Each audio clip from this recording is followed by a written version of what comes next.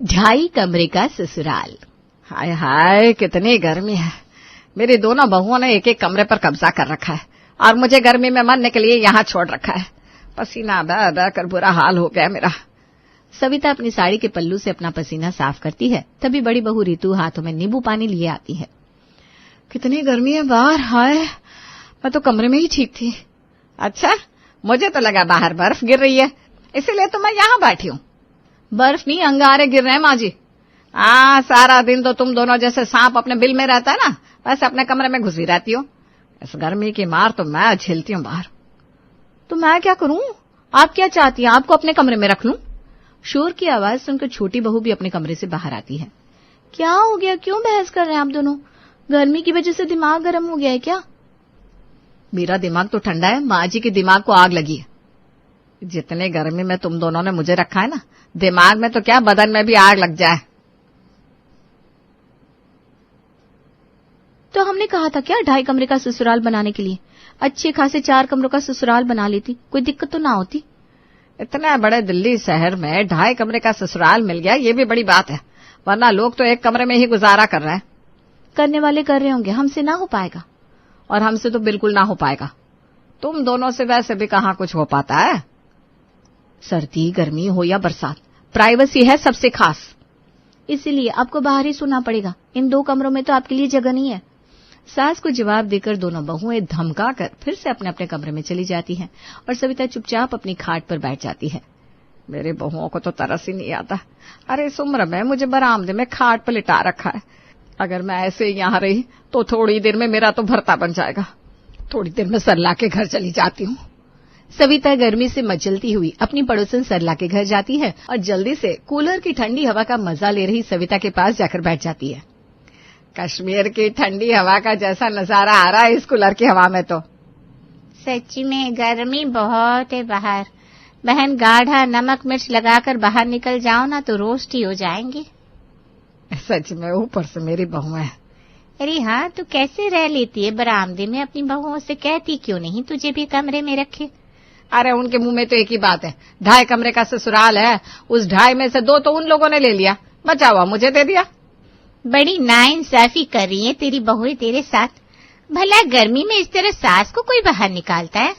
मेरी बहुओं ने तो 12 महीने के लिए मेरी खाट कमरों से बाहर कर दी है। क्या कर सकते हैं, घर घर की कहानी है। जिस घर में ना पूछो वो घर अच्छा है। सरला और सविता आपस में बातें करती हैं। अपनी बहू की खूब सारी चुगली करके सविता को एक राहत भरी सांस आती है। रात के समय दोनों बहुएं कमरे में कूलर चलाकर आराम से सो रही होती है और बरामदे में लेटी हुई सविता को बस एक फर्राटे का सहारा होता है। लेटे लेटे सविता का बदन पसीने से तरबतर हो जाता है। हाय हाय गर्मी, ओफ ओफ गर्मी गर्मी गर्मी। ये पंखा भी गर्म हवा दे रहा है। मेरी दोनों बहुएं कैसे चैन से सो रही है और सास को तंदूर में लिटाया हुआ है। सुबह होने तो अच्छे से खबर लूंगी इन दोनों की मैं। अगली सुबह दोनों बहुएं तरोताजा अपने अपने कमरे से बाहर निकलती है और गर्मी की वजह से रात भर ना सोई हुई बेचारी सविता को खाट पर बैठे बैठे नींद के झटके आ रहे थे। अरे माँ जी, क्या हो गया? रात को चौकीदारी कर रही थी क्या, जो ऐसे बैठे बैठे सो रही है?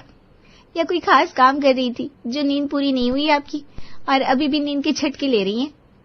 तुम दोनों बहू के होते हुए मेरी नींद कैसे पूरी हो सकती है? क्यों, हम क्या आपकी आंखों के पलकों के ऊपर बैठी हुई हैं माँ जी? अरे पलकों पर बिठाने की बात तो दूर की है दीदी, माँ जी तो हमें अपने बगल में भी ना बैठने दे। पहले काम तो ऐसे कर कि मैं तुम्हें पलकों पर बिठा सकूं। तुम दोनों की जो हरकत है ना, उसे देखकर मुझे लगता है तुम्हें भरी दोपहर में छत पर बैठना चाहिए। क्यों बैठे इतनी गर्मी में छत पर? कौन से पाप किए हमने? इतनी गर्मी में छत पर बैठकर मरना है क्या हमें? सारे पाप तो मैंने किया है, तुम दोनों को अपने घर की बहू बनाकर। बहुत बहस हो गई, हम दोनों जा रहे हैं नाश्ता बनाने और आज नाश्ते में बनेगी ब्रेड जैम और चाय। बस। यह क्या नाश्ता हुआ, ब्रेड जैम और चाय का? तो क्या इतनी गर्मी में अब सुबह सुबह हम 56 भोग बनाएंगे? हमारे बस की ना है।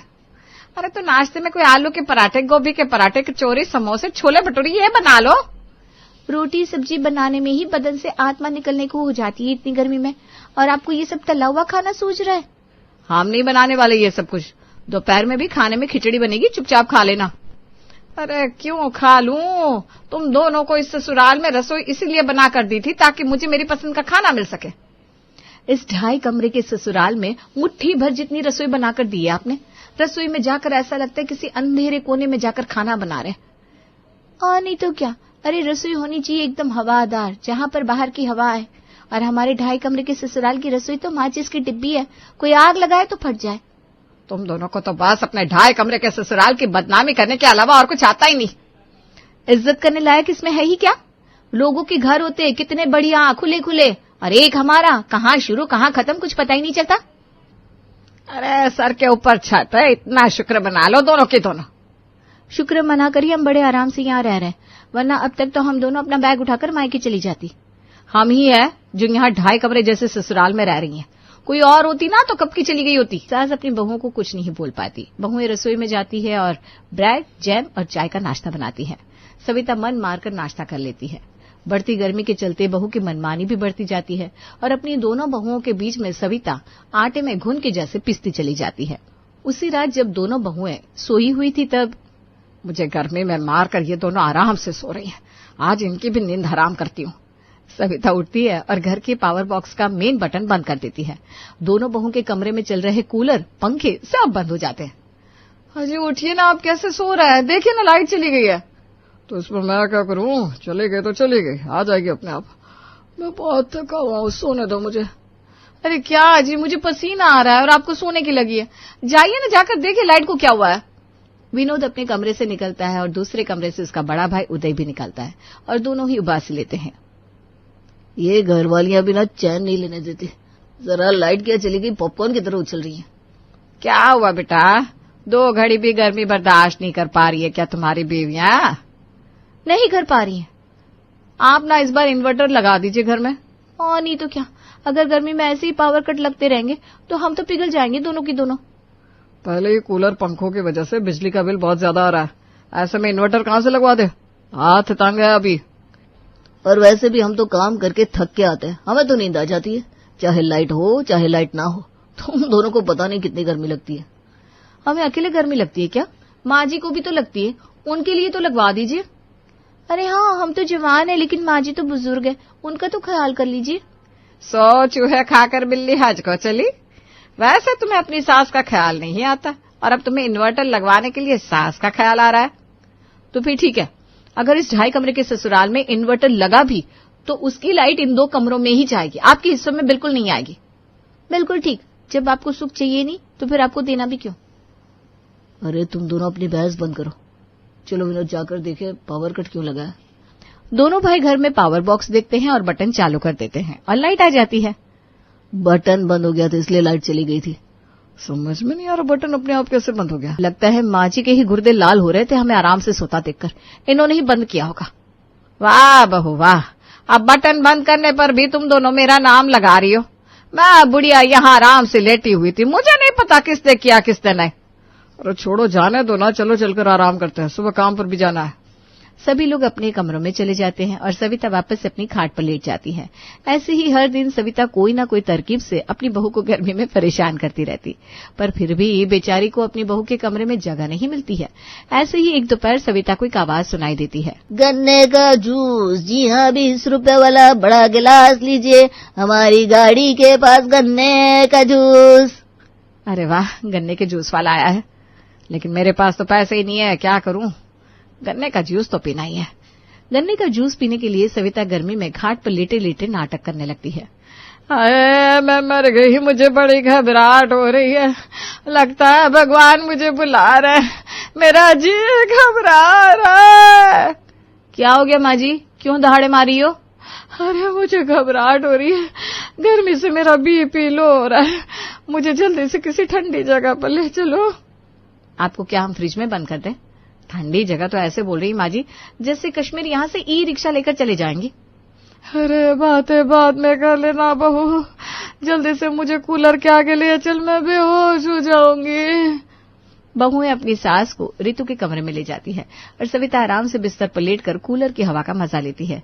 तभी फिर से आवाज आती है, गन्ने का जूस, जी हाँ 20 रुपए का बड़ा वाला गिलास लीजिए, हमारी गाड़ी के पास गन्ने का जूस।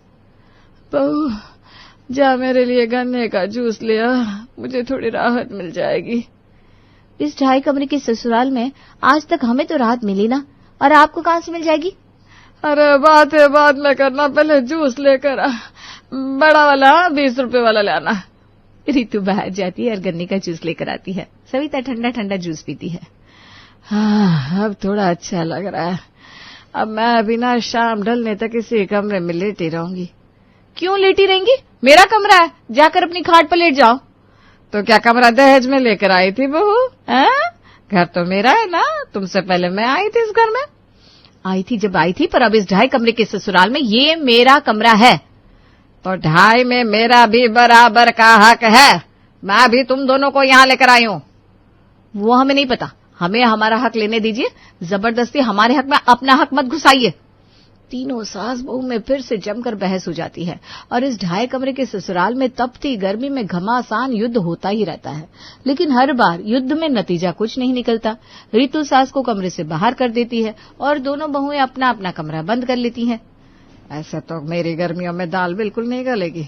अब अगर बची हुई गर्मी अगर राहत से बितानी है तो मुझे कोई तगड़ी स्कीम लगानी होगी, जिससे मेरी दोनों बहुएं मेरे आगे पीछे फिरकी की तरह घूमेंगी। अगले दिन सविता सरला के घर जाती है और वहां से सबकी नजरों से छुपते छुपाते कुछ गहनों के डिब्बे लेकर आती है और अपनी खाट पर बैठी सविता अब आराम से एक एक डिब्बे से गहने निकालकर देखते हुए बोलती है, मैंने तो सोचा था अपनी बहू को अपनी ये सारी अमानत दे दूंगी। ये सोने के हार, चूड़ियां, अंगूठियां सब दे दूंगी, पर मेरी बहुओं को तो मेरी कोई कदर ही नहीं है। लगता है ये सारे गहने अब मुझे गरीबों को देने पड़ेंगे। बहुएं छुपकर अपनी सास की बात सुन लेती है और अब उनके मन में गहनों के लिए लालच आ जाता है और सास के लिए झूठा प्यार भी जाग जाता है। माँ जी, ये लीजिए, नींबू पानी पी लीजिए, गर्मी बहुत है ना। अरे नींबू पानी छोड़िए माँ जी, आप ये ठंडा ठंडा सब्जा का शरबत पीजिए, गर्मियों में सबसे अच्छा होता है। माँ जी, आप मैंगो शेक पियेंगी? मैं भी बनाकर लाती हूँ। मैंगो शेक छोड़िए, आप वनीला शेक पियेंगी, मैं लेकर आती हूँ। क्या हो गया अचानक से तुम दोनों को मुझ पर इतना प्यार कैसे आ गया? वो क्या है ना, हम दोनों गर्मी की वजह से बौरा गई थी।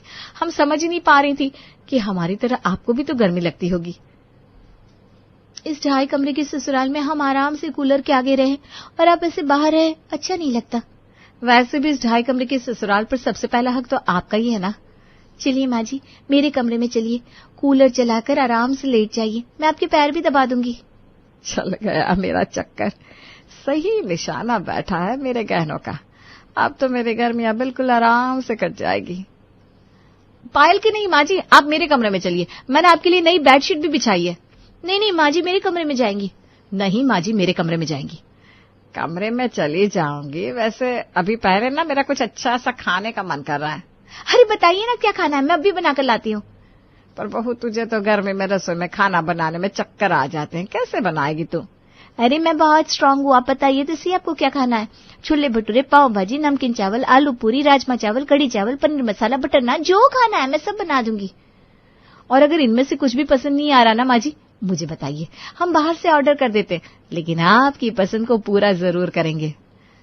अच्छा ठीक है, पहले मैं रितु बहू के कमरे में ही चलती हूँ। सविता रितु के कमरे में जाती है। गहनों के लालच में दोनों बहुएं भरी गर्मी में भी अपनी सास की हर डिमांड को पूरा करती चली जाती है। 2.5 कमरे का ससुराल, जो कल तक रितु और पायल को किसी जेल से कम नहीं लग रहा था, वही उन्हें अब स्वर्ग जैसा लग रहा था, ऐसे ही रसोई में खाना बनाते हुए। बस माँ जी, जल्दी से हम दोनों को वो गहने दे दे। मैं तो बड़ी बेसब्र हुई जा रही हूँ गहने देखने और पहनने के लिए। जितना हो सकता है उतनी हमें माँ जी की सेवा करनी होगी, ताकि वो खुश रहे और जल्दी से हम दोनों में गहनों का बंटवारा कर दे। वही तो, बस एक बार गहने मिल जाए, फिर तो माँ जी को वापस से उनकी जगह पर भेज देंगे। फिर तो इस 2.5 कमरे के ससुराल पर पूरे तरीके से अपना हक जमा लेंगे। हाँ, अभी तो इस 2.5 में भी थोड़ा हिस्सा उनके पास है। एक बार गहने हाथ लग जाए फिर वो भी नहीं रहने देंगे। बहुएं अपनी सास से 4 कदम आगे और सास अपनी बहू से 4 कदम आगे। लगभग गर्मी का 1 महीना दोनों बहुएं सास की जम के सेवा करती हैं। और माँ जी, आप एक दिन अपने गहने देख रही थी ना? हाँ माँ जी, आपने उन गहनों को कहाँ रखा है? फिर दोबारा तो देखा ही नहीं हमने। वो मैंने संभाल कर रख दिया है बहू, तुम दोनों के लिए ही तो आए। नहीं माँ जी, वो क्या है ना, हमें आपकी जरूरत है, गहनों की नहीं है। बिल्कुल, बहुत प्यारी सास है हमारे पास, हम गहनों का क्या करेंगे? अरे इस 2.5 कमरे के ससुराल में तुम दोनों ने बहुत सारे दुख देखे ना बेटा, इसीलिए जाते जाते उन गहनों को मैं तुम दोनों को दे दूंगी। मेरा क्या है, बुढ़ापे में कब चल बसू क्या पता। ठीक है माँ जी, जैसा आपको सही लगे, हमें तो आपका आशीर्वाद भी बहुत है। बिल्कुल, और इस 2.5 कमरे की ससुराल में तो हमें कोई तकलीफ नहीं हुई है आज तक, और ना आगे कभी होगी। भगवान की दया से बहुत जगह है हमारे पास। बहुओं की झूठे मीठे बोल सुनकर सविता मन ही मन खूब मुस्कुराती है, और सविता की बातों से उन दोनों बहुओं का भी गहनों का लालच और ज्यादा बढ़ जाता है। गर्मियों का मौसम लगभग अब खत्म होकर सर्दियों की शुरुआत हो जाती है, और ऐसी एक सुबह, माँ जी अब तो गर्मियां भी खत्म हो गई। मैं क्या कह रही थी, आप हमें जो गहने देने की बात कर रही थी ना, दे ही दीजिए। वो क्या है ना, हम दोनों की ही मायके में शादी आ रही है, तो हम दोनों गहने पहनकर जाना चाहते हैं। बिल्कुल बिल्कुल, कल मैं तुम दोनों को गहने दे दूंगी। तुम दोनों आराम से अपने मायके में नए सोने के गहने पहनकर जाना है। सास की बात सुनकर पायल और रितु खुशी से फूल जाती है, और अगली सुबह 4 बजे उठकर सविता शोर मचाती है। चोर चोर चोर, कोई है, मेरे गहने चोरी करके ले गया। विनोद बेटा, उमंग बेटा, पायल बहू, रितु बहू, जल्दी आओ। क्या हो गया माँ, क्यों चिल्ला रही हो? कौन चोर आ गया, कहां से आ गया? इस 2.5 कमरे की ससुराल में चोर को चोरी करनी थी, और कुछ ले जाता, गहने क्यों ले गया? पूरी गर्मियां सास की सेवा में निकाल दी थी गहनों के लिए, और अब अंत में गहने ही चले गए। मुझे माफ कर देना बहू, पर अब मैं तुम्हें गहने नहीं दे पाऊंगी, और अब तो चोर का मिलना भी मुश्किल है। ना मेरे पास अभी इतना पैसा है कि नए गहने बनवा सकूं। सास की बात सुनकर दोनों बहू का मुंह उतर जाता है, लेकिन सविता को पूरी गर्मी अपनी बहुओं से अपनी खातिरदारी करवा कर खूब मजा आता है।